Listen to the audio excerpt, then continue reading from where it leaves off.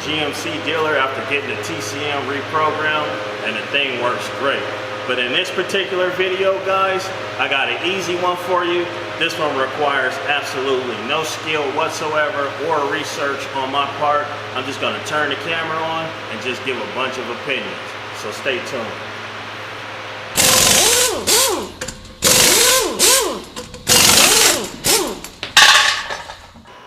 So the other day I ran into a buddy of mine who I used to work with years ago. I ran into him at an auto parts store, and he watches my YouTube channel. He lives here locally in Sacramento, so we had a little bit of a conversation and talked about, you know, where we used to work and things like that. The conversation got around to my YouTube channel and why I started a YouTube channel, how to start a YouTube channel. He was very serious about starting a YouTube channel and just wanted some input from me.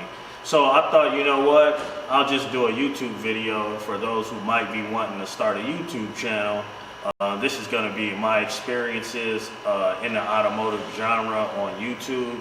Also some of the equipment that you're going to need. That's pretty much mandatory if you do want to start a YouTube channel. And so I'll just share with you my equipment and my experiences. So first things first, you're going to need some equipment. So let me show you what I got. All right, so this is pretty much everything that I use to create my videos. So I'm going to go into detail and show you guys exactly everything that I have here. This camera right here I use for long videos. If I'm doing long detail repair videos, I use this camera. The picture quality is not in 4K. It is a high def, but it's not super like high def like this camera, so that I'm able to film longer videos on this one because it doesn't take up as much space on my memory card, whereas this shoots in real 4K, so you know it's gonna burn through a memory card pretty fast. This camera I like to use if I'm doing maybe a tool review. It shows the tool in high definition, so you can really get a good look at the tool that I'm showing.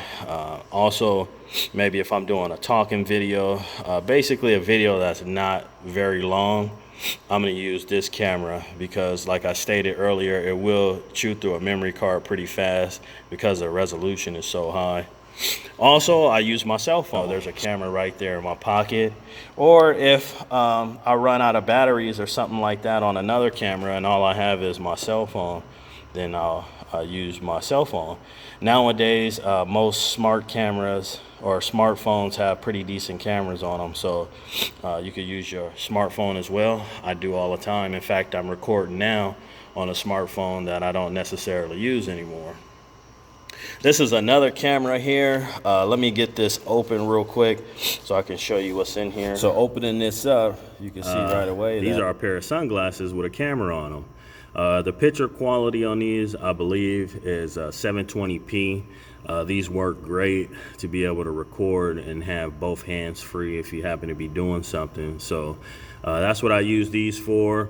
Or if I'm in a situation where maybe I'm at an auction and I want to bring you guys along, I'll just slide these on. Or if I'm at pre-inspection before the auction, I might just slip these on and walk around so that I can have both hands free when I pop the hood and start the vehicle and press all the buttons and knobs and make sure everything is working. I like to have both hands free, so I might put these on. If you're interested in a pair of sunglasses with a camera on them like these, I'll link it in the description. I did get these off of Amazon. They weren't too expensive, and they do need to be charged via USB, and they take a micro SD card. So I also use this camera as well. So back here I got a microphone. This is what I use to do like voiceover videos. I bought this from Fry's. I didn't get this on Amazon, but I'll see if they have it, and I might be able to link it in the description. But all the rest of this stuff I bought, minus my cell phone, on Amazon, so I'll link all that stuff. This is just a USB microphone, so you can just plug this in right here like you would a cell phone. So you would just plug this in right here, and then and then plug the other end into your computer, and you're able to do voiceovers and things like that. So you're gonna also want to buy some memory cards. All right, so just want to take a second to mention you're definitely gonna need some video cards for your cameras. You want to get the most amount of storage as possible. If you can, get more storage than you see here if possible, but this is what I typically use to get it done between these three video cards. This one I use for my little camera, my Sunglass camera. I actually have a much better one with way more storage on it, like 120 gigabytes. That's at home. This I happen to have laying around at the shop, so I just pulled it out for demonstration purposes. And then you would slide it into an adapter like this and slide it into your laptop or computer, which brings me to editing. Okay, so that brings us now to editing. You're gonna have to learn how to edit if you're really serious about being a YouTuber in any genre. You're gonna have to learn how to edit video. So you're gonna have to buy some type of editing software. Some computers may have editing software on it already, so you might want to check your computer. You may already have some type of editing software on there. But I use this one. This is Power Director, and I also use Windows Media. It all depends on what I'm doing. So definitely gonna learn how to edit. It can be challenging at first, but it's just like anything. It's just like automotive. It's only hard when you don't understand it. Once you understand it, then it's pretty easy. So you're gonna have to get some editing software. Next important piece of equipment you gotta have is gonna be a tripod. So I got my tall tripod that extends out pretty tall. So when I'm doing repair videos, that'll go up and over the engine compartment. I can point the camera right down on what I'm doing. And then this is a small tripod, same concept, but I would use that if maybe I'm doing something right here on the workbench. I can put my camera right here and point it down to sort of get a close-up of what I'm doing. Or I can just hold it like this if I happen to be walking around and I want to film around somewhere. I could just walk around and hold it, and that way it's not so shaky in your hand. This will sort of take away from some of that shakiness. Anyway, guys, this is what you need as far as equipment. Now let's talk about some of my experiences uploading in this genre. Okay, so you got all your equipment. Now it's time to actually create some content. So when you create content, the first thing you need to understand is who's my target audience? Who am I actually making videos for? So if you're gonna be making videos sort of like this, where you're just talking into the camera and just giving information out, it's important that you actually do some type of research and give your viewers some information and facts about a particular topic that they may not have known. You wanna do thorough research. You don't wanna just spit out a bunch of opinions on camera. You want to actually have some type of solid information to give to your viewers. Also, if you're going to be doing repair videos, same thing again. Who's actually watching these videos? Who is this video for? Because technicians don't watch YouTube videos when they diagnose a problem. They're gonna get on Identifix, they're gonna get on Mitchell. All data is jam-packed with information. If you're able to comprehend code setting criteria and read diagnostic trouble trees, you could pretty much diagnose any problem on a vehicle by getting a subscription to a professional information source like All Data, Identifix, or Mitchell. So that's what shops and technicians are using to diagnose videos, or excuse me, to diagnose vehicles. They're not looking on YouTube. So that means the DIY, the guy who is trying to fix his wife's car or his own car that may not be an auto technician, that's who's watching your videos on the repair video. So you want to make that as simple as possible for a DIY guy to understand and follow along. You don't want to jam-pack the video full of 6 different ways to diagnose one problem with $10,000 equipment that he doesn't have, or spend the whole video grafting a voltage signal or looking at fuel trims the whole video, that doesn't actually help anyone, because technicians aren't watching that, and DIY guys may not have that type of equipment. So you want to be able to understand who are you making this video for. So that brings me to my next point. How hard is it to create content? Is it difficult to create content? Not necessarily. I know that there's a narrative in the YouTube world that it's extremely hard to create content. If that was the case, there would be a lot less content creators. There's guys who, like myself, may run a business and create content. So if it was actually that hard to create content, then a lot of guys wouldn't do it, especially if you work in a shop and there's vehicles coming in anyway. You just cut the camera on and just show everybody what you were going to do anyway. In that case, it's really not that hard to create content. But on the flip side to that, there are guys out there who do thorough research and give you lots of information in their videos that may take more effort. There could be guys who spend quite a bit of time editing a video so that it's very visually pleasing to the audience, and editing video takes a lot of time. So it can be difficult or it could be easy. It just depends on the YouTuber. Or if you just talk in front of a video camera like this, for the most part, it's not that difficult. It's not that much to edit. You're just basically talking in front of the camera. So it can be difficult and it can be easy. It all depends on the type of content you want to create. So that brings me to the next point. In the automotive genre, what type of videos can you upload? Well, it really doesn't matter. It's up to you as the creator to create content for the viewer. So, you know, it's pretty open. It doesn't have to be just tool reviews. It doesn't have to be just repair videos. You don't want your content to become monotonous. You don't want to do 1,000 brake jobs. You don't want to do 1,000 evap leaks.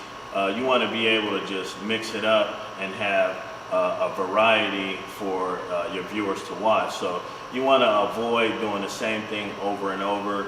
You don't want it to become, like I said, monotonous. You want to be able to create some type of content that's enjoyable for the viewer to watch. Also, you want to stay away from copying other YouTubers. There's a fine line between copying and just didn't know that that particular YouTuber had a video out similar to yours. So if you do know that a YouTuber has a video out similar to yours, the right thing to do would to at least give a shout out to the YouTuber who put the content up before yours if it's pretty similar. But as far as like copying another person's style, you don't want to do that. If you don't have enough creativity to create your own channel, to have your own specific style, you probably shouldn't create YouTube videos. All right, so this is my last and final point for uploading in this genre. It could be different in other YouTube genres because there are quite a few different genres. But something that I noticed that you want to stay away from if you do decide to start uploading videos in the automotive genre, number one, you want to stay away from like being sucked into like feminine jealousies from other YouTubers or participating in like some type of schoolgirl bickering back and forth arguments and stuff like that. You want to stay away from that. It's pointless. It doesn't help you as a creator whatsoever. You definitely don't want to get into some type of competition with another channel. It's called YouTube for a reason. It's your specific channel for you to create your art or for you to create your content, and you have a relationship, if you will, with the viewers and the subscribers. So you want to focus on giving the viewers and the subscribers what they want.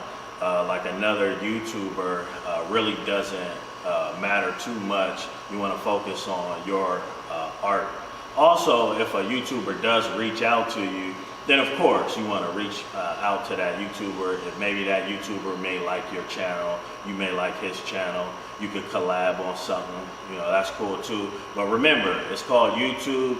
You want to make your channel to be exclusive and specific to you and the type of art or content that you want to deliver. So hopefully this video helped aspiring YouTube creators in the automotive genre to make more videos. There's definitely plenty of room in this genre for more YouTubers and creators to come in.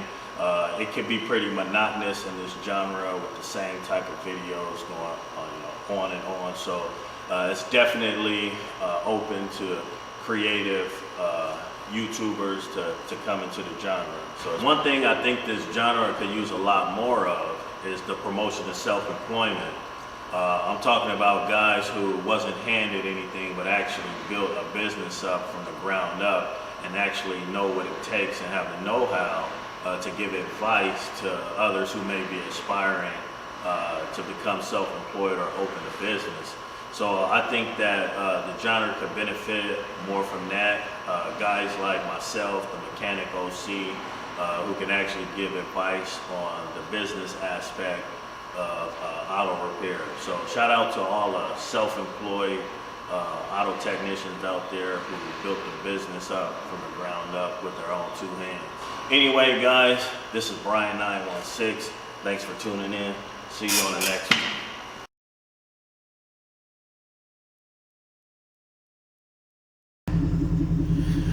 So I'm here at the GM dealer. Any of you guys who watch my videos know I just installed a TCM on a Saturn Outlook.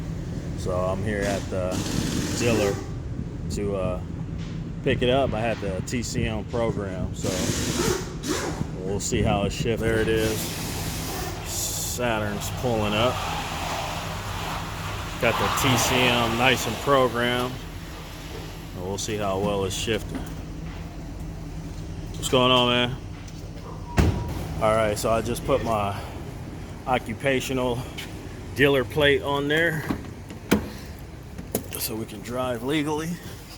So you can see they charged me 145 bucks on my 09 Saturn Outlook to get the TCM program. Got Dez in a Jeep over there. He dropped me off. All right, so we'll see how this puppy shifts. So let's get out here to the main road.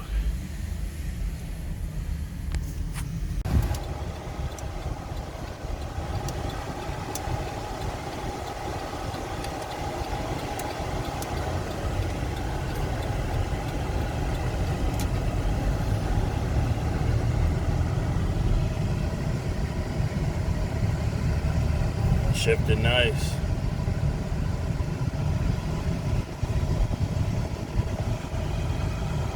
All right, guys, well, I've been driving about 30 miles now, and this thing is shifting beautifully. It's shifting on time. It's just running great. This is also a one-owner car, so I know I'll make a few bucks off of this car for sure. Anyway, if you do replace the Tekton or the solenoid controller or the TCM and the GM transmission, the 6T70 or the 6T75, just make sure you have it programmed afterwards. Don't believe any website that says it's going to come pre-programmed, because it's not. You're going to have it programmed. And I always recommend you take it to the dealership to have it reprogrammed. That's always going to be the best option. Thanks for tuning in. This is Brian 916.